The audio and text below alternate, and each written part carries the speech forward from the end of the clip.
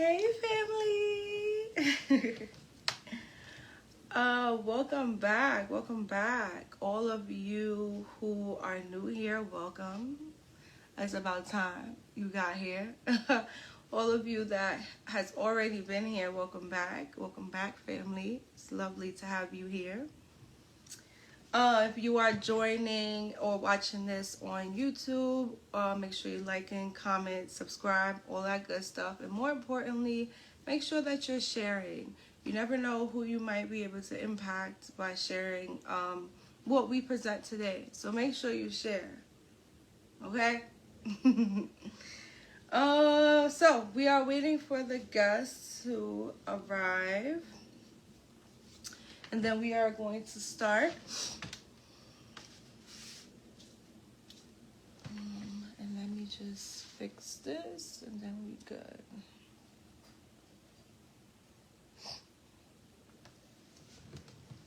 Anyways, while we wait, it's Women's History Month. Like, how we doing? Did y'all give her flowers yet? Did y'all appreciate her yet? Did y'all tell her how much you appreciate? Like, where we at with it? Did you tell someone of importance, a woman of importance in your life, that you appreciate them yet? Or you slacking? Make sure y'all get that done. We only have a few more weeks left, so do not wait. Listen, we don't need a month also to do this. We don't need a month to be able to show each other how much we appreciate each other, but just give her a little bit of extra flowers. Give them a little bit more extra roses because it's Women's History Month. So, just gonna give everyone a few minutes, and we're gonna give the guests a few minutes to arrive, and then we're gonna get right into it.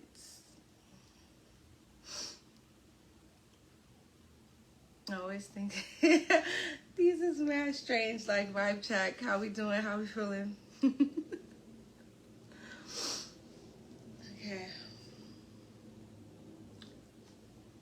All right, so we're gonna see what's going on, and we're gonna start. Seconds.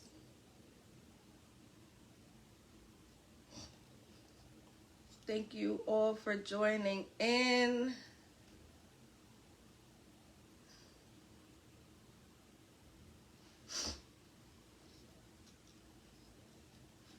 Okay, so let me just do.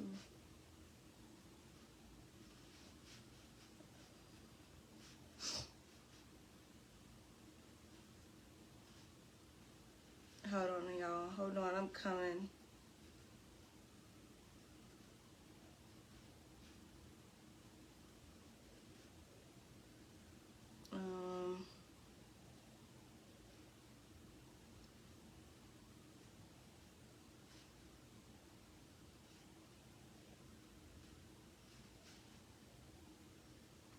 All right, we're gonna add a person in, but I also wanna make sure. All right, let's see how we can.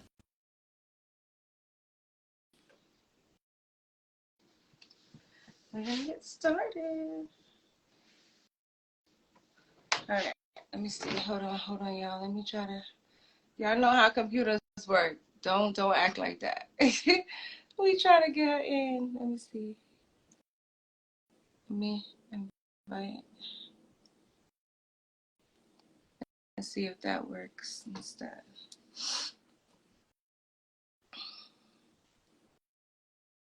Let me see. Hopefully that works.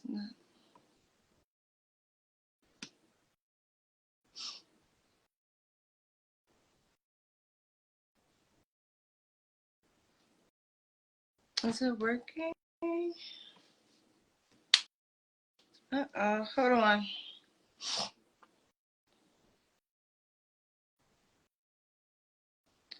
Maybe request to join again. I don't know. I'm sending you a request, but it isn't going through.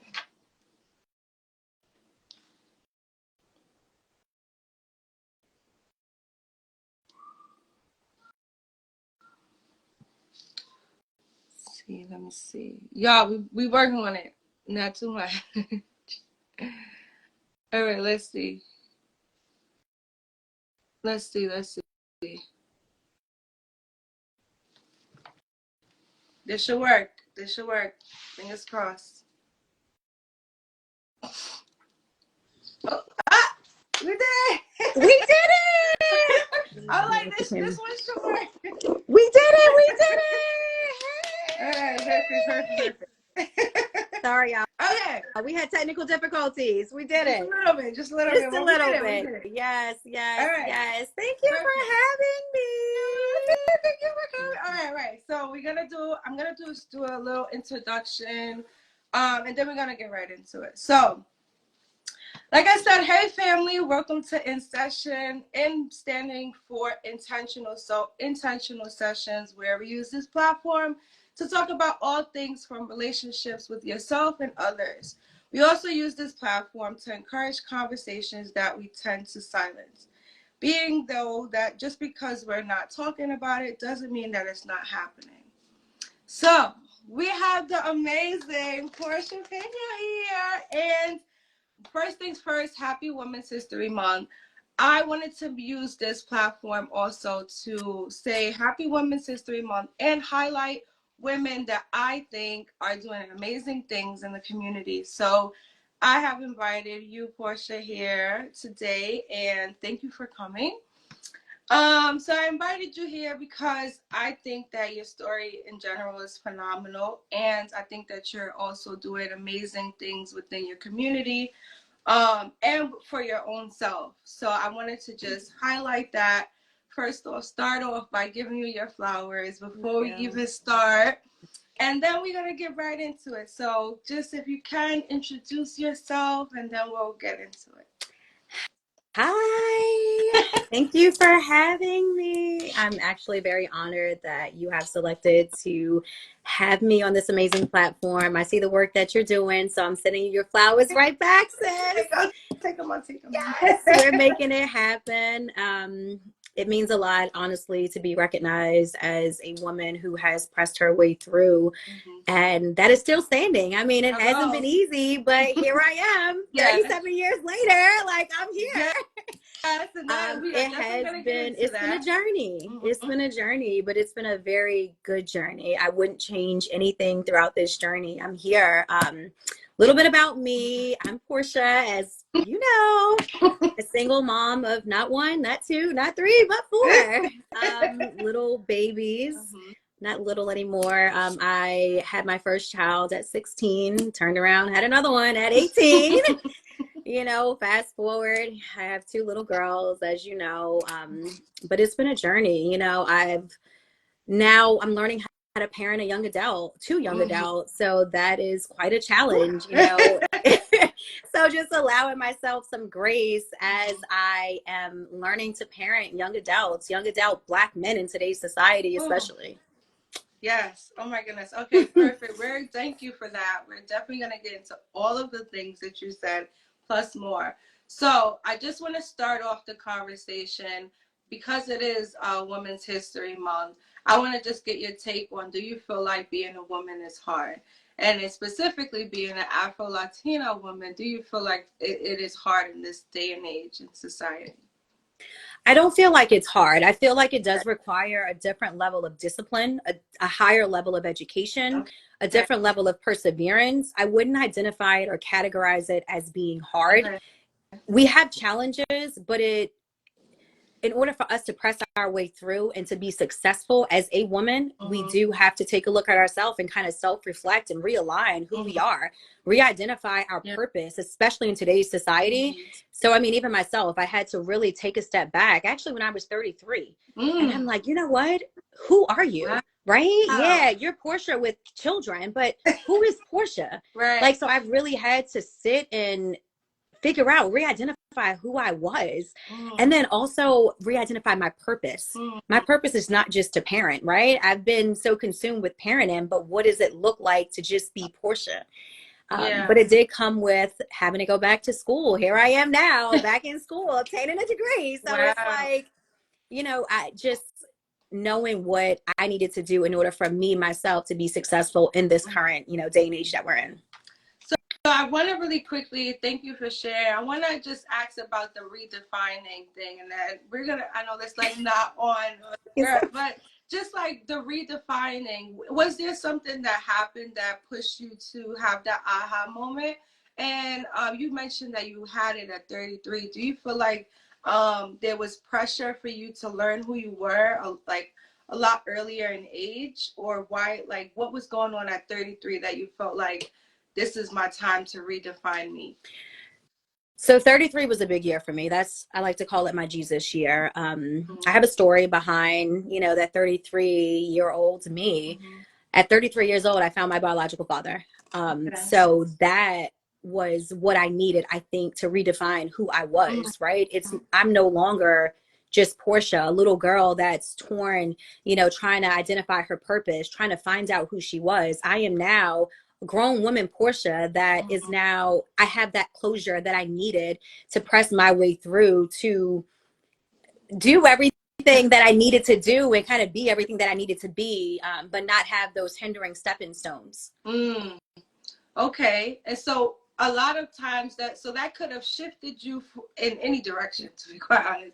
I mean, you could have chose that opportunity to spiral, or you could have chose that opportunity to persevere. So what do you feel like pushed you into more of the perseverance, or do you feel like you spiraled and then got to the perseverance? Like, well, how do you feel like you chose the proper direction for yourself? To be transparent, I definitely spiraled. My young adult years, I was reckless.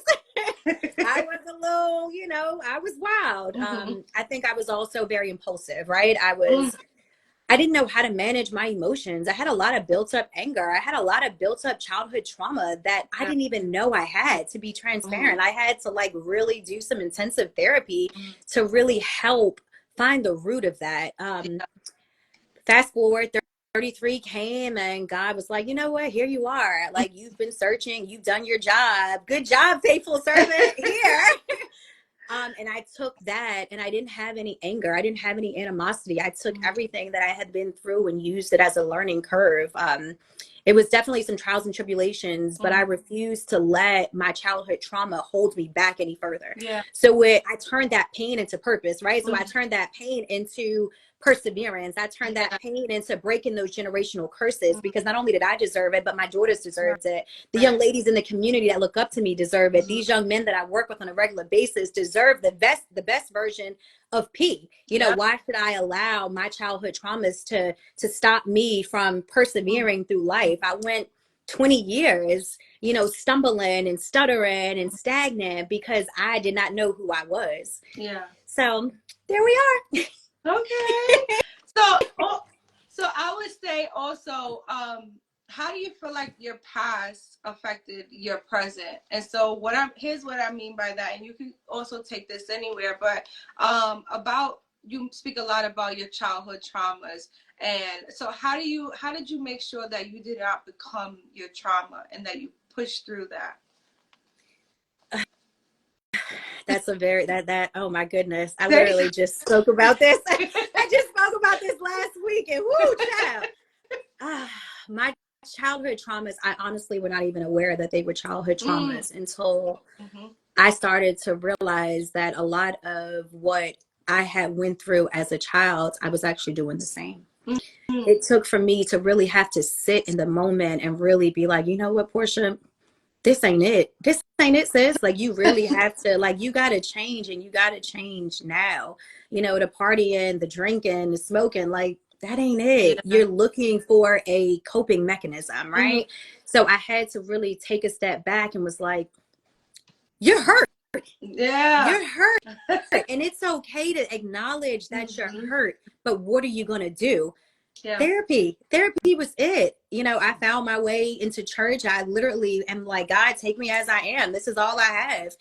And by the grace of God, it worked, but I did not want, and I was very adamant about not having my children tell a similar story as to what I told, or what my story is. I was 16 with a baby. I was literally a baby having a baby. I was a baby with a baby. Fast forward, my baby is 20 years old. But God, right? So he's a college and he's a a second year college student, but I would have never thought that would be me. I'm like, I got a whole 20-year-old, but I really was adamant about not allowing my babies to tell. I didn't want to tell their story, right? I wanted them to have their own story to tell. They can never say that mommy wasn't present. They can never say that mommy was not there. So I had to break that generational curse. I had to really redefine what I wanted my future to look like and how I wanted to be viewed in order to make sure that they weren't viewing me as I don't want to say negative person, but as somebody that didn't pour into them the way that I wish I was poured into. Yeah. Okay. Thank you. All right. So staying on the topic of being a parent and being a teen mom, can you just like give like some type of explanation on how that was growing up being a teen mom, and do you feel like your influences affected that, or like where did that I'm not gonna say where did it come about, because I think we all kind of know how that happened, but just along the lines of like, what was it like being a teen mom and growing up in that space? So it was rough. I thought I had it all in a bag, right? I was a little cute little fly joy back in the day, oh, everybody liked me. But I was searching for love in all the wrong places, right? I was dating somebody way older than I was. He was out in the streets. He was getting money. I came from a struggling background. I didn't have all of the newest, Jordans. Back then the Coach belts were in. I didn't have all of the color Coach belts. So I hooked up with, somebody who I should never been with, somebody that was deep in the game at that point. Gave me everything that I didn't have in a household.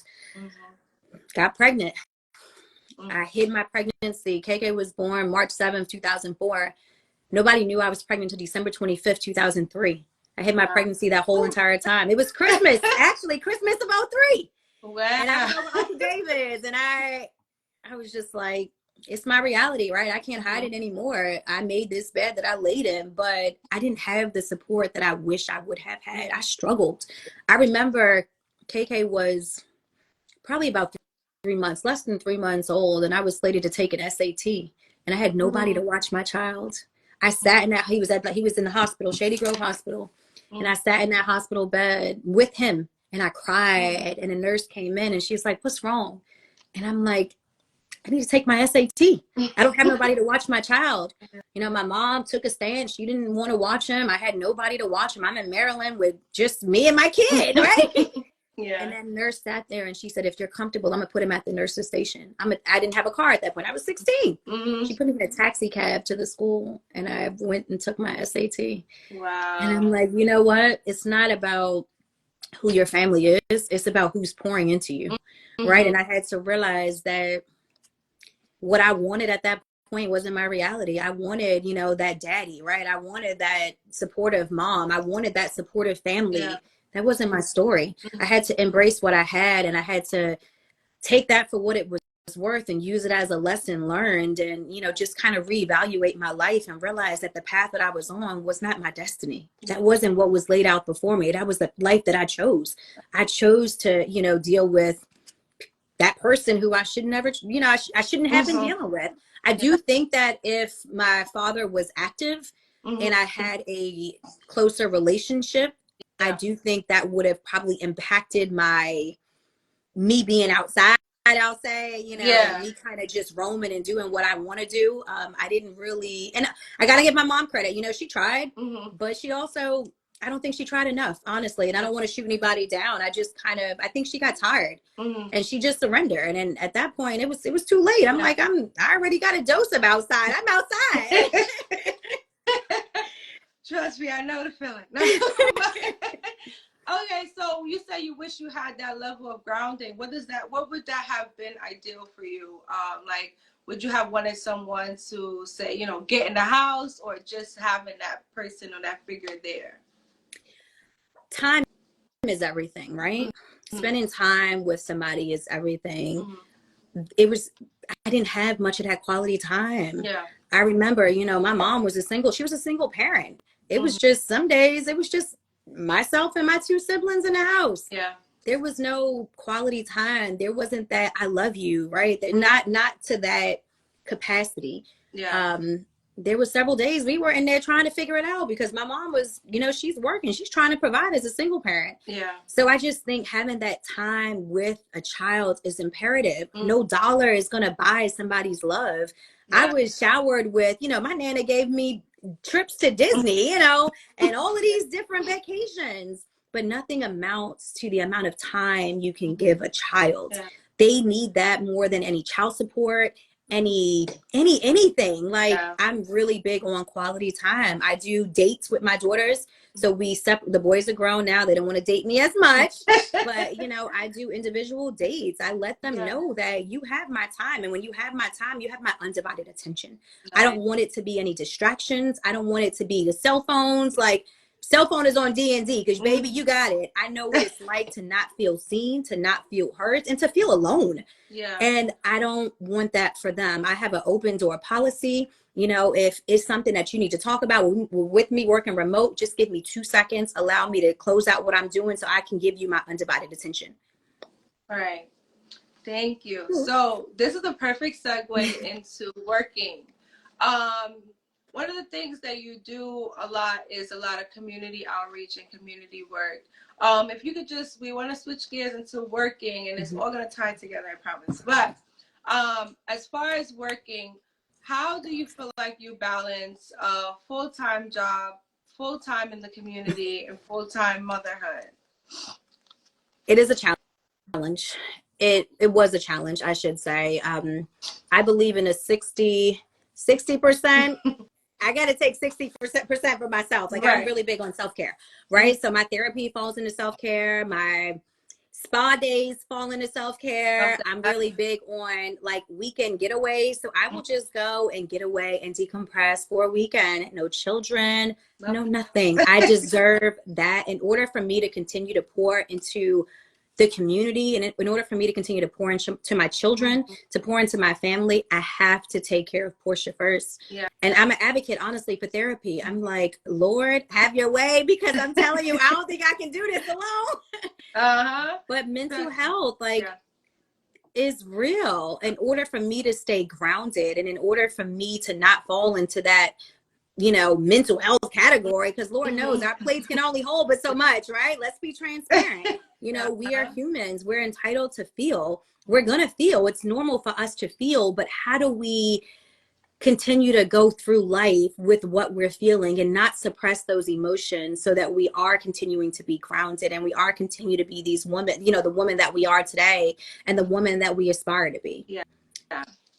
Okay, so if you can, for those who don't know, what are some ways that you give back to the community? So I work with I have over 127 kids actually right now that I mentor. So I do youth mentoring. Yeah. I do young adults. I have children. I have my youngest child on my caseload right now is 1. Oh. So I go in and I go in as I'm an advocate for the family, whether it be 504s, IEPs, which is just helping the child receive certain accommodations. I go and work with teen parents at some of the local organizations. Yeah. I do food drives. We do, oh my goodness. I mean, the list can go on and on and on and on and on. So I'm very big on being that community advocate, right? I didn't have that support. I help with housing stabilization. So if one of my clients is facing like homelessness or eviction or utility cutoff or whatever it is that they're seeking, I go and I do that intake, provide resources based on off of the county that they're in. Sometimes I even appear in court with these people. I go to schools and I sit into meetings as the advocate and just be that voice for that family, be that voice for that child. Often our children are categorized as bad, right? But it's what is the root of that? Yeah. I don't believe that a child is bad. Is the child struggling? Absolutely. Right. But what are we doing as adults? What are we doing as the community to hold whoever it is accountable to provide those appropriate resources? Does the family know that mental health resources are there? Does the family know that we got a pediatrician right around the corner that you can take the kid to? What is the family lacking? And honestly, a lot of it is knowledge-based. They're not made aware. So we can't set an expectation that they're going to be this support if they don't have the knowledge base. Yes, yep. Just you're speaking. I definitely agree. It's like, especially what I do during the day as well. I definitely agree because it's all about what we know. Mm-hmm. And if there could be something right across the street from them, and they will never know because they're not privy to the access, or they're not even. Sometimes we have to become a little bit more aware of what is in our own community. But being told, your whole life, or being told constantly that you can't do it, or you aren't going to be someone, or you looked at as like underprivileged, you just, a lot of people, what I come across, they stop trying. So it's really great that you're that advocate for families, to be able to push them to say, no, this could be you. You don't have to be in this situation. We could try together. So I really do appreciate the work you do. Thank you. I have a question. You're welcome. Why do you do this work? Why do I do it? Because God has led me to do it, to be transparent. Amen. I mean, this is not my work. This is God's work. I can't take credit for anything that I'm doing. I mean, he's given me the strength. He's given me the resources, given me the tools, to pour into the community. And don't get it twisted. I got my own situations, but at the same time, so there's a difference between a calling, right, and your purpose, right? Yeah, I'm called to do community work, but my purpose is also to do community work. Okay. So when I actually sat and dug deep, and I'm like, you know what? I got to embrace this, anointing that I have over me. I have a gift that not only touches, my children, but touches other people's children. I can walk in a grocery store and I got, somebody at the register going through something, and a simple conversation, a simple hello, how are you, goes a long way. And it allows them to open up, which is why my caseload right now is so big. But it's all God. Honestly, it's all God. Nice. So how do you feel like your past and all that you have gone through in your past has shaped who you are today? Another hard one. Woo! My past has been it's very lengthy, a lot of trauma, honestly, a lot of questions that I don't have answers to, a lot of accepting that I might not never get those answers. But it also, I had to be real. And am I going to stay stagnant? Am I going to stay the same Porsha? Am I going to be, 37-year-old Porsha, having the same mentality as I was when I was 30-year-old Porsha? But allowing my purpose to continue to shine, although my past might not have been an ideal situation, right? I wasn't spoon fed. I had to go out and I had to struggle, right? We struggled growing up. My 20s, I struggled. To be transparent, probably until I was like 30, I struggled. But it was, how do I take my past and allow it to mold me to who I am today? I don't wish I can change anything, right? It gave me strength that I didn't know I had. It allowed me to realize that my purpose was bigger than just a mother of 3 at that point, right? I had to really be like, okay, Porsha, you got this, sis. You're not going to be that same person that your mom was, your aunt was, your grandmother was, your sister was, for goodness sake. You really have to take what you were given and really shift your mindset, shift who you are ultimately, in order to continue to be the woman that you are called to be. Yeah. How important do you feel like self-talk is? Self-taught? Talk. So it sounds like you do a lot of self-talk. Like you talk to yourself. And how important do you feel like how powerful do you feel like self-talk has been for you? As far as like, there's a lot of people who have a lot of negative self-talk, or say things that, I can't do this, I won't be this. And so how important do you feel like positive self-talk is for you? It's imperative, right? It's needed in order for any of us, even yourself, in order to have a different image on life. I uplift myself. The number one rule in my household is we don't say I can't.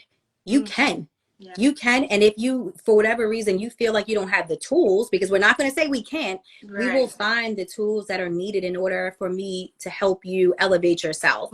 So I think it's important, you know, those positive words of affirmation. I say them to myself daily, like, I am beautiful, I am kind, I am not who I was, you know, yesterday, right? I'm not who I was 5 days ago, 4 years ago, but just remaining positive, even during the toughest situation, just shining light over the situation, right? There's somebody that wish they can be in my shoes, although at one point I thought my shoes were horrible. You know, there's a mother out here that's like, I would love to be in your situation, but just knowing that it's not the end of the world. So just remaining positive, like, you got it, sis.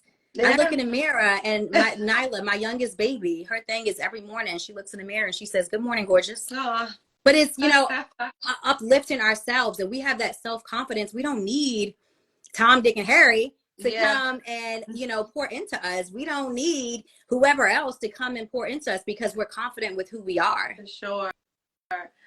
I agree. The moment you become confident and be able to big yourself up, you'll stop looking for that in so many other ways, so many other people, so many things that's not serving you at all. So thank you. I wanted to just point that out because I'm just listening to you, and a lot of what you're saying, it sounds like you had to bring yourself out of those spaces. And so it's very easy to stay in those spaces. That's why I'm asking you, like, all right, well, how did you do it? Because coming from different circumstances where you don't feel as supported, it is very easy to stay stagnant. And so it's very important, and all that is watching, to be able to say, all right, I can do it. It could be as simple as the way that you speak to yourself to get yourself out of difficult situations. Journaling, let me tell you, journal. I got journals all over the place. Journal. And just sitting, just being by yourself, even if it's for about an hour, being by yourself and allowing yourself to have some grace, knowing that it's okay to feel how you're feeling. Don't suppress it. It's okay if you need to scream, cry. It's okay, but release whatever it is that you're feeling at that moment. Don't suppress it. Don't hold it in. I mean, we're human. You're human. Allow yourself some grace, but allow yourself that, I guess, the ability to still feel how you're feeling without being guilty for how you're feeling. For sure. How do you feel like representation matters? And so how important or how big is the way that people view you, the way that your children view you, and the way the community views you? I'm torn between that, you know.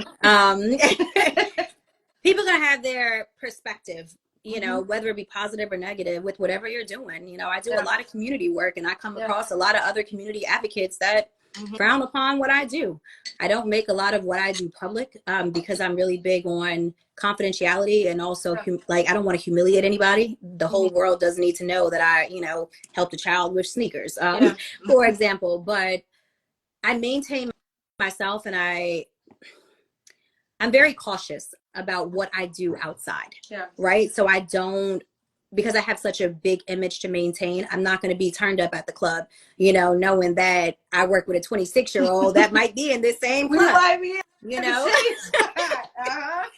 So I'm very mindful of my audience. I'm very cautious about the way that I handle certain phone conversations, because there's always somebody watching. There's always somebody listening. When we think that we're, you know, in a car alone and the windows are up, there's somebody sitting directly across from you. They might not know what you're saying, but they're looking at those hand movements. They're looking at the, you know, the body language, and they're reading you. So just being able to read the room, and knowing that even when I don't see it, there's somebody watching. There's some ears, you know, listening. I get so many DMs. And I don't post often on my Instagram page, but I get inundated with DMs, and they're like, "Oh my goodness, how are you doing it? I admire the mother that you are." And I'm like, "Oh my goodness, there really is honestly somebody always watching." And so do you feel like, as far as your children, so I do agree, and I have a follow-up question, but I don't want to lose what I'm saying. For your children, how important do you feel like the way their representation of you is? Do you feel like they look up to you?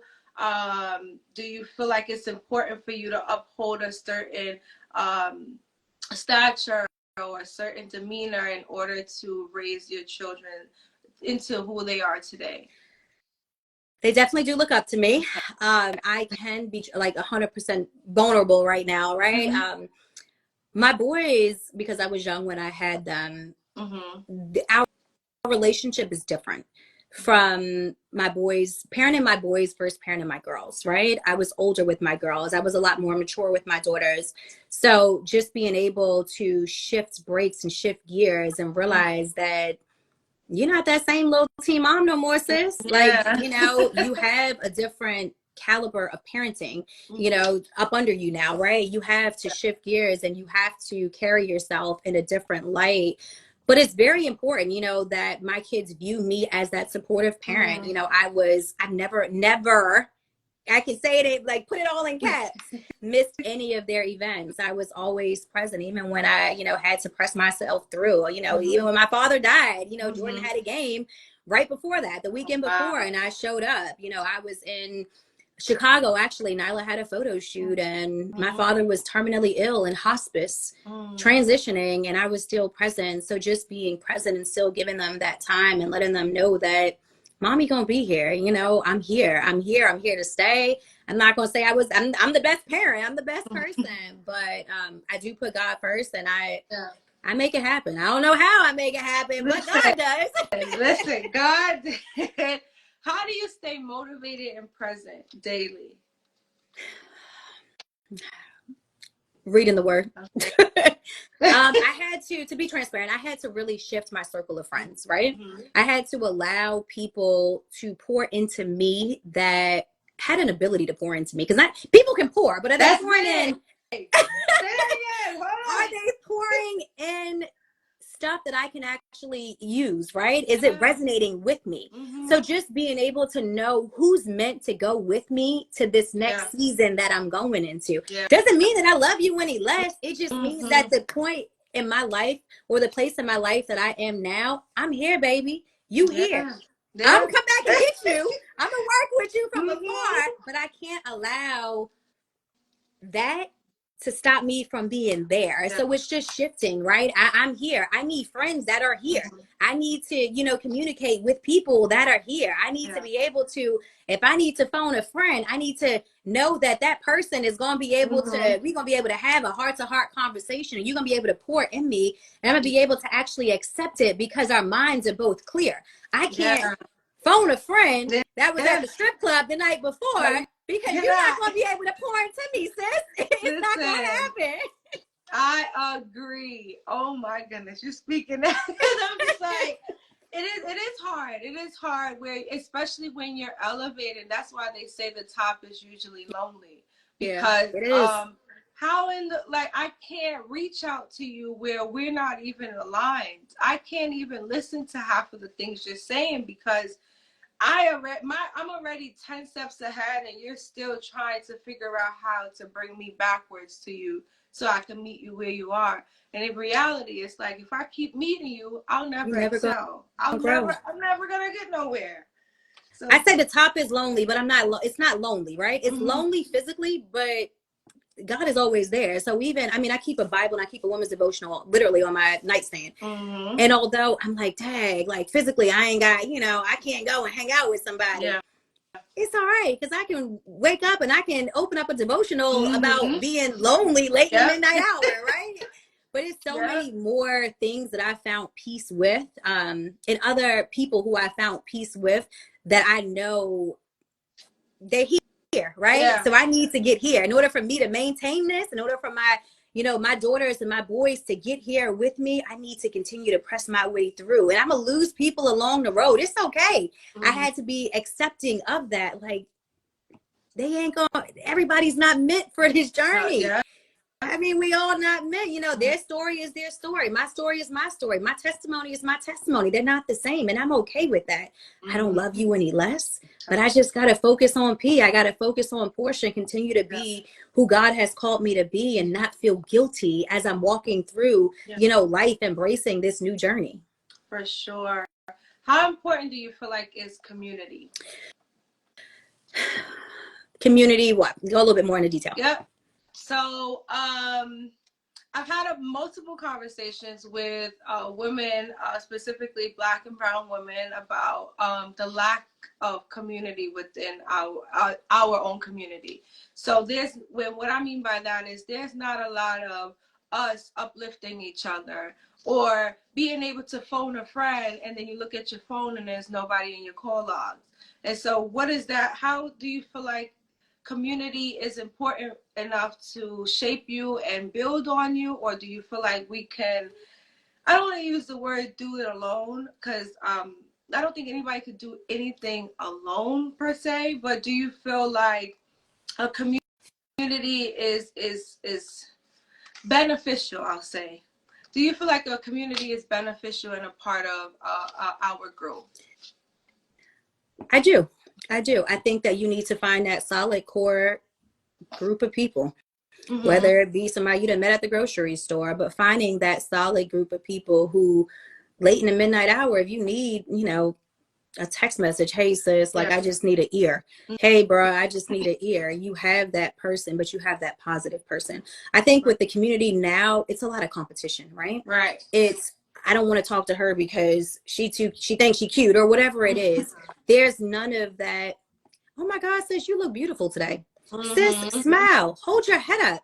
You're wonderful. Like I see you. You're a great mother. There's not a lot of that, which is why I make it my business to just acknowledge another woman.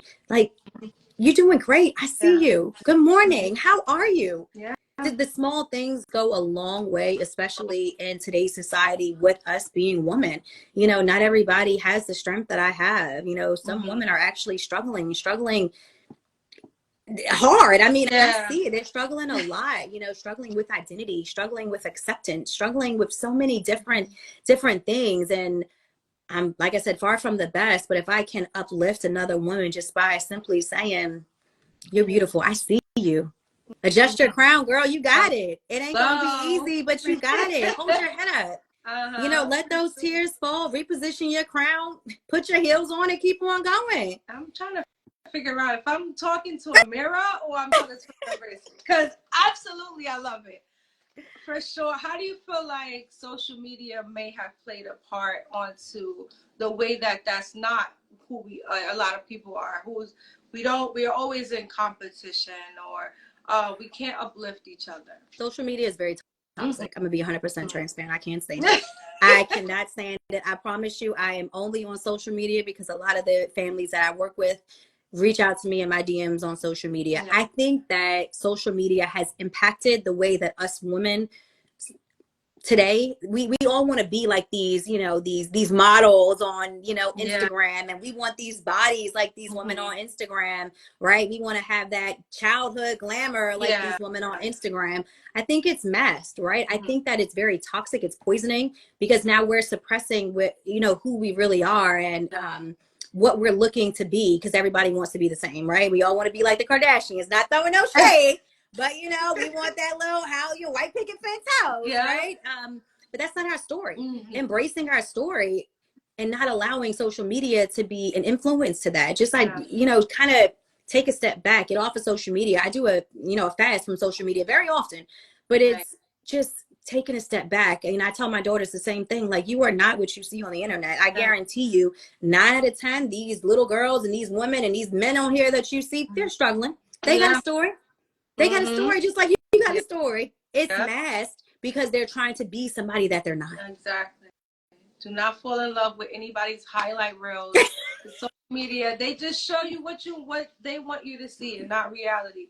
And I don't know who needed to hear this, but they don't even look like that. That part. So, that the person you trying to aspire to be is still trying to aspire to be the person that they showing you, and that's not even their real self. You better preach. Anyway, that's a whole different topic. That'll be for another session. Right. Because listen. Self-care. How do you maintain? And you have mentioned some of the things that you do as far as weekend vacations. When did that start? How hard, or was it hard for you to start putting yourself in the equation of all the things that you do? Self-care started about 33. So my job, they actually paid for massages, like self-care days. And I was like, you know what? Yeah, shout out to the government. Listen, So they paid for self-care days, and a really good girlfriend of mine, and that's my sister. She might be on here, I'm not even sure, but she was just like, you gotta take time for yourself. Like, you pouring into these babies, who gonna pour into you? And I started actually utilizing the benefits of going to get my, monthly massages. Like, I'm like, yeah, this is all right. I like it. But not feeling guilty of leaving my children for a few hours while mommy went and had a spa day. Mommy went and took herself to dinner. Mommy went and sat in the car for 2 hours because I needed a break. But just knowing that, I used to always say, I'm 50, like it's 50-50, right? 50% a parent, 50% Porsha. No, it's 60% Porsha and 40% a parent. It's no balance. If I balance it out, somebody gonna be burnt out. Somebody gonna fall short. And I'd be darned if it's me. So I need to make sure that I'm on a higher pedestal, right? I need to make sure that I'm giving myself more so that I have an ability to pour into those. So yeah, my little weekend hotel getaways, phone on do not disturb. My kids are given very strict instruction, like do not call me unless it's an emergency, right? But knowing that I have a group of people set up to where my daughter's godparents, amazing. They holding it down if I need a break. Like the girls know, mommy needs a mental day. Mommy needs a mental weekend, whatever it is. Got mommy and G-Pop, got you. Y'all good. But allow me a moment to kind of recenter myself because it does weigh heavy. I do a lot for my, the community. I do a lot at work, but just knowing how to find that balance. And it's 60-40. Any ladies out there, take 60% to yourself and the 40% you can divide up however you want to. But self-care is imperative. 60-40, ladies. 60-40. 60-40. Listen, that may be the new title to 60-40. 60 for yourself and 40 for whatever else. But y'all work amongst yourselves to figure out the spa days, hair days, nail salon days, dinner dates by yourself, whatever it is, ladies, find that balance. Don't burn yourself out. I promise you, it's easy. But take the time that you need for yourself. Please, please, please. Sure. Oh my goodness. All right. So we are wrapping up. I want everybody to know that this is just part one. So part two, if you haven't already done so, I will be posting all type of polling questions on the platform as well. But if you have any further questions, please feel free to write Porsha or myself. Before we go, I do want you to be able to leave some type of tips and tools for different groups.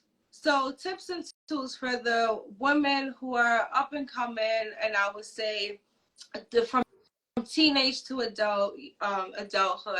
What kind of advice or tips would you be open to sharing if they are not feeling like themselves, or they're still trying to figure out themselves and they're entering the adulthood era where they feel like they have to have it all together? You're never going to have it all together, right? Let's be transparent, right? I don't even have it all together. Day to day, I'm still trying to figure out, what's next. No day is the same. But allow yourself some grace, right? I do these, when I go into these schools for that particular age group, I do, my first piece is I am, right? So it's identify who you are, right? So I am beautiful, right? I am a child, an adult with a past history of childhood trauma, but identifying who you are so you know where you need to get to, right? So and everything is not going to be peaches and cream, right? It can be, I had one young lady say, I am, what did she say? I am a young teenager with self-esteem issues, but allowing whatever that is to come out, right? Identifying it and then knowing that there's resources. So I'm here if you need me. My line is, I promise you, always open, but get a buddy, get a partner, get somebody who you can trust. And believe it or not, it might even be somebody close to you. It might be somebody within a church. It might be somebody at the doctor's office. I mean, you never know, but just allow yourself to have that positive person in your circle. Allow yourself to be vulnerable enough to open up and be transparent about what it is that you're needing, even if it's just a hug, right? Allow that person into your space, but be transparent about what it is that you need. Mm-hmm. Nice. Okay. Next set. What advice would you give to the women who are from 20 to, I would say 30, which is a huge gap, but from 20 to 30, where you enter in your late 20s and you feel like life is passing you by, you don't have things all together, and you're not sure what your next step could be? Take a moment to breathe. Take a moment to breathe. That is a big age gap. But to be real, I mean, we don't really get it together until we're about 30. We try, we dibbling and dabbling. We're trying to figure this thing out. Figuring it out. We figuring it out. It's okay, but kind of figure out, I guess, what your calling is. If you might not even know, right? But just kind of finding out what makes you happy. So whether it be journaling, golfing, hiking, I don't know, doing podcasts, whatever it is, but finding out what makes you happy and then kind of just taking it from there, but allowing yourself, once again, some grace, right? So it's being okay with where you are, but knowing that this is not it.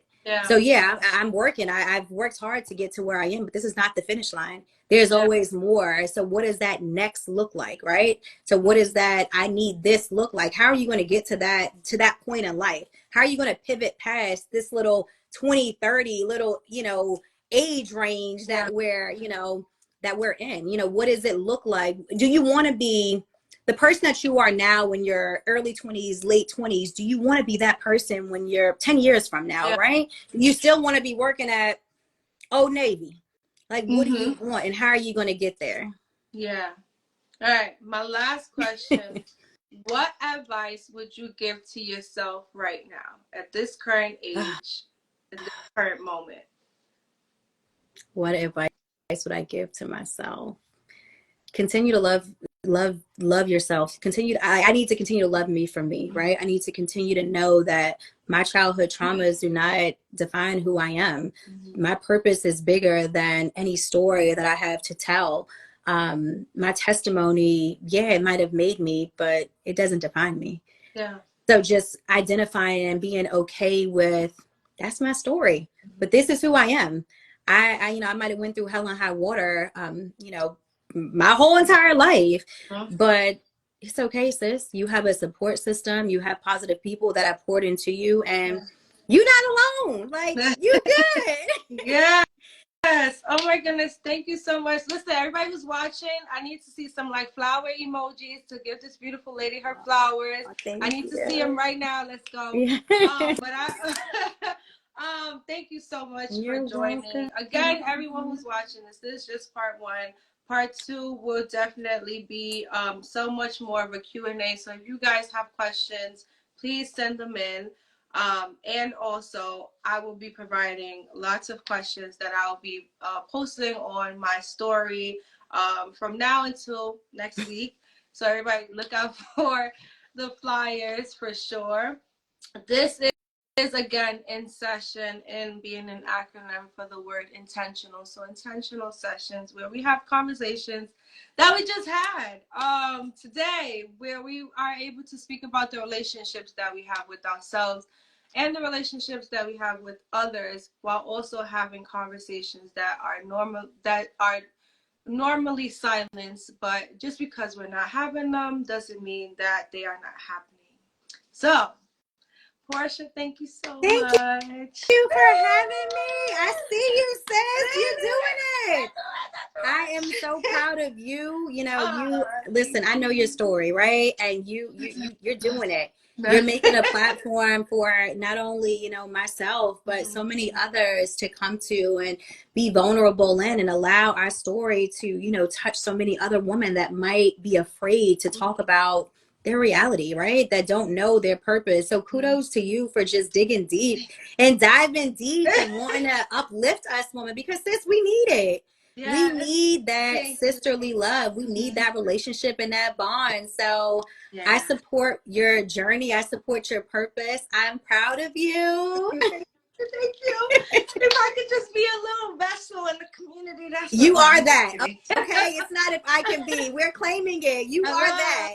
You are a vessel in the community. You're a vessel during this Women's History Month, you have shared so many different positive women. So shout out to all of those sisters that have, come on before I have and that are coming on, the rest of the, your other sessions. But you're doing it. You are a vessel. So on behalf of all of the women, we appreciate you. We see you. We admire your determination, your passion, and your purpose. Thank Go ahead, sis. I'll take it. I'll receive it. I'm learning how to take a compliment. So thank you. Alrighty, thank you. Have a great night. You're welcome. Thank you. Take care. Bye-bye.